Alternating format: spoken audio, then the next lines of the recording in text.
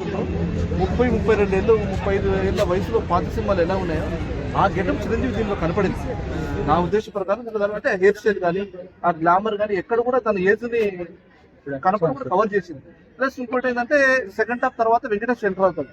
వెంకటేష్ ఇంకో కొంచెం లెవెల్. వెంకటేష్ గారు ముందు చిరంజీవి గారు తేలిపోయారు అంటున్నారు, మీరేమంటారు? లేదు లాస్ట్ ఇంటర్వల్ బ్యాంక్ తర్వాత వచ్చిన తర్వాత బాగా ఎంటర్టైన్ చేశారు వెంకటేష్.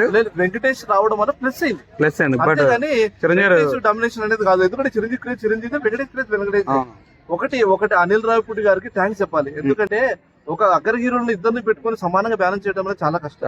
ఎందుకంటే ఎవరు తక్కువ చేసినా కూడా అక్కడ ఫ్యాన్స్ అట్ అయిపోతారు. కాబట్టి ఇక్కడ వెంకటేష్ హైలైట్ చేయాలి, ఇక్కడ చిరంజీవి హైలైట్ చేయాలి.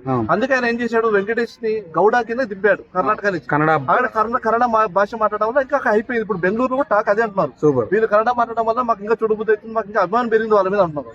అభిమానం పెరిగింది అంటున్నారు. కాబట్టి చిరంజీవి క్రేజ్ చిరంజీవి, వెంకటేష్ క్రేజ్ వెంకటేష్. కానీ ఇద్దరిని సమానంగా చూపెట్టడంలో ఆయనకు హ్యాట్సాప్ చెప్పాలి. అనిల్ రావిపూడి గారు సమానంగా బ్యాలెన్స్ చేశాడు ఇద్దరు. సాంగ్స్ అంటావా బాగా ప్రతి ఒక్క సాంగ్ ప్లస్ అయింది. కామెడీ కూడా బాగుంది. సగం సినిమా చూడడానికి చిరంజీవి కోసం వెళ్ళాలి. టికెట్ పెట్టిన దానికి Chiranjeevi glamour, Chiranjeevi action moment బాగుంది. ఒకరి సాంగ్ ఒకరు చేసినప్పుడు మీకు ఎలా అనిపించింది? ప్యారడీలో ఏమైనా అనిపించిందా? అవునవును. అందుకంటే ఇప్పుడు ఆ సాంగ్ కి వెంకటేశ్వర ఎలా ఉంటుంది అనేది మనం కూడా రామచిలకమ్మ చిరంజీవి గారి సాంగ్ చూసాం. ఆ సినిమాకు అదే పాటకు వెంకటేశ్వర ఎలా ఉంది అని మనం కూడా ఒకసారి చూసుకోగలిగాం. బాగుంది, మంచిగా ఉంది. ఓవరాల్ సంక్రాంతి విన్నర్ మనశంకర వరప్రసాద్ బాగా ఆడుతుందండి. అది కూడా అడ్వర్టైజ్ ఆడుతుందని నేను అనుకుంటున్నాను.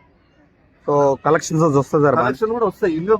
ఇంకా ఇప్పటికీ ఆన్లైన్ లో చాలా మంది టికెట్ బుక్ చేసుకుంటారు. రేపు సంక్రాంతి నాకు తెలిసి ఇంకా హౌస్ఫుల్ అవ్వచ్చు. మ్యూజిక్ ఎలా అనిపించింది సార్? మ్యూజిక్ బాగుంది. సాంగ్స్ పిక్చరైజేషన్ ఎలా అనిపించింది? న్యాయపరంగా ఆయన చేశాడు. కానీ కామెడీ ఇంకా కొంచెం పెట్టింటే బాగుండేమో.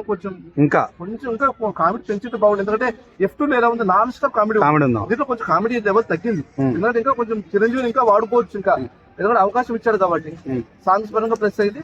కామెడీ ఇంకా కొంచెం లెవెల్ పెరిగింటే బాగుంది. కథ కూడా ఆయన సినిమాల్లోంచి తీసిన బిట్లా అనిపించిందని పబ్లిక్ అంటున్నారు. అంటే అట్లా కాదండి, చిరంజీవి గారిని మొన్నటి దాకా సినిమాలు ఫ్లాప్ అయినాయి, కొన్ని సినిమాలు ఫ్లాప్ అయినాయి. అయితే ఆయన మళ్ళీ గుర్తు చేసుకోవడానికి ఆయన ఏం చేశాడంటే ఫస్ట్ మెగాస్టార్ అని ఒక రౌండ్ లో చూపెట్టి పాత సినిమాలు కొంచెం జ్ఞాపకం చేశాడు. ఈ సాంగ్ పెట్టడానికి కూడా కారణం ఏంటంటే చిరంజీవిని గుర్తు చేసుకోవడానికి. వింటేజ్ చిరంజీవి అప్పట్లో చూడాలనుంది సినిమాలో.